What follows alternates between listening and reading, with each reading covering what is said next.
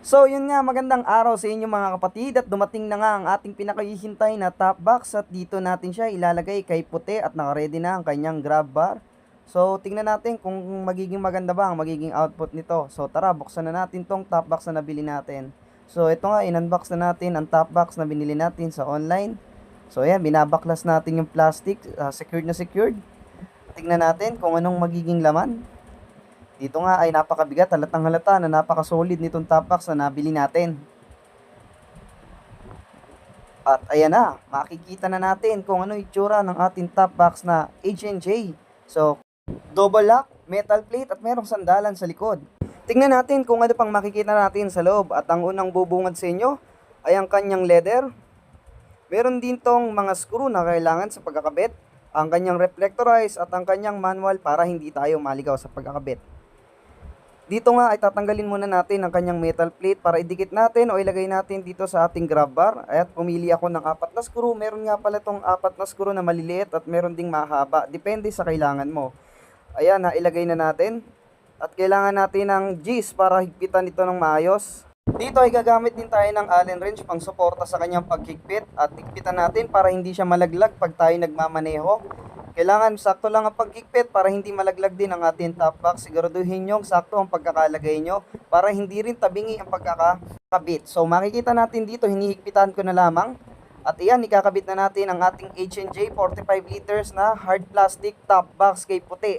So kitang-kita naman natin kung gaano kaangas at gaano ka-quality itong top box na nabili natin online. So tingnan natin ang loob, yan makikita natin leather na leather at quality quality. At dyan tuwan-tuwa na rin ang inyong kapatid dahil sa tagal niyang inaasam ang kanyang top box na magagamit na natin na pag tayo bumabiyahe. Ngayon ay kakabit ko na yung natitirang reflectorize para makikita tayo sa gabi habang nagdadrive. So yan, kinabit ko na yung dalawa. At ngayon, tingnan natin ang final output ng ating H&J 45 liter hard plastic. Ayan, napakaganda, napakasolid at napakatibay talaga. Ito ay meron din tayong dalawang susi na isang original at isang duplicate susi para kung sakaling mawala yung isa, meron pa tayong reserba. At yan, secure na secure dahil nga double lock siya at kitang-kita ang pagka-leather. At meron pa tayong sandalan sa likod kaya talagang napaka-secured, napaka-komportable kapag ginagamit ang H&J top box na to. Pagkatapos nga nating makabit ang ating top box ay pinaliguan ko na si puti sapagkat nakita nyo nga kanina ay napakarumi ni puti. So ayan, pinaliguan na rin natin kahit na makulimlim ang panahon, pinaliguan ko pa rin. So wag naman sanang umulan. Ayan, nakikita nyo, kinukusot natin ang panggilid. Dito ay todo kusot nga tayo ng bawat sulok-sulok sapagkat 2 linggong hindi rin napaliguan si puti sapagkat nag-uulan nga sa Maynila at dito rin sa Gawing Bulacan. Kaya ayan, pinaliguan na natin, sinulido na natin ang pagkukusot at paglilinis kay puti. At dyan nga sa lahat ng sulok-sulok na parte ni puti ay sinubukan natin kusutin ng ating sponge para nga matanggal ang kanyang mga dumi at ang kanyang mga naninikit-nikit na grasa. Todo kusot tayo dyan sa bandang panggilid at dyan sa bandang gearings natin. Dito sa kabila naman ay nilinis na natin ang ating JBT dahil nga punong-puno na ng putik yan sapagkat nag-uulan nga ngayong panahon natin ngayon. So ayan, todo kusot nga tayo dyan.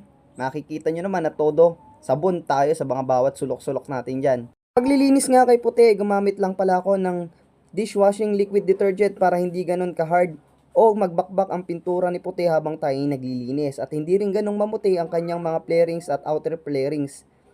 Ayan, nagkukusot nga ako dito para sigurado na malinis si puti pagkatapos nating paliguan para magkaroon tayo mamaya ng montage pagkatapos nating linisin at ikabit ang ating top box na H&J. Yan, makikita nyo, todo kusot tayo. Dito nga ay binabanlawan ko na si puti. Daming tubig na nagamit ko dyan sapagkat napakarami nga namang putik ni puti nung nag-uulan. Ngayon ko lang napaliguan at nakikita nyo naman makulimlim pa. Kaya ayan, binanlawan na natin. Tinanggal na natin muna yung mga sabon sa ating motor para siguradong malinis at bago natin punasan mamaya ng tuyo ay siguradong wala ng mga putik at naninikit-nikit na mga grasa. Yan, sinulido nga natin ang paglilinis. Matapos rito ay pinatuyo na natin dito si puti at pinaandar ko muna sandali. Dito ay gumamit na ako ng basahan o yung pinagsuotang kong damit kanina para tuluyan ng matuyo si puti at matanggal natin yung mga natitira-tirang tubig sa kanyang flarings. At pinunasan ko ang kanyang panggilid at mga sulok-sulok para matanggal na rin natin yung mga natitirang mga dumi o kanyang mga grasa sa tabi-tabi sapagkat 2 linggo nga nating hindi nalinis si puti. Dito ay ginamitan ko na rin siya ng pampakintab para naman pulidong-pulido ang pagkakalinis natin kay puti. Minsan na lamang nating malinis kaya soliduhin na natin ang pagpapakintab at pagpapalinis kay puti. Diyan ay tinuloy-tuloy ko lamang ang pagpupunas at pagpapahid ng ating pampakintab kay puti nang sa ganoon ay makita natin ang final output at kintab ng ating motor.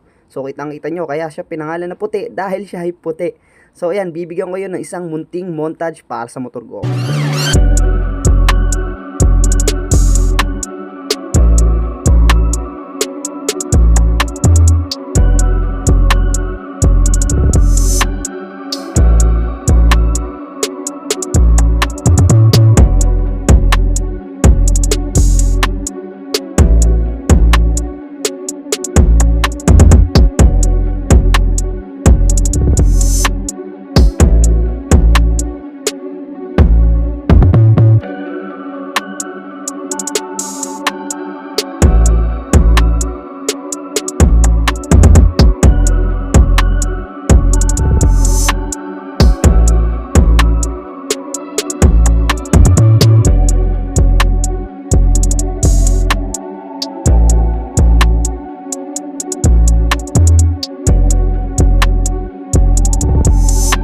At hanggang dito na lamang. Maraming salamat!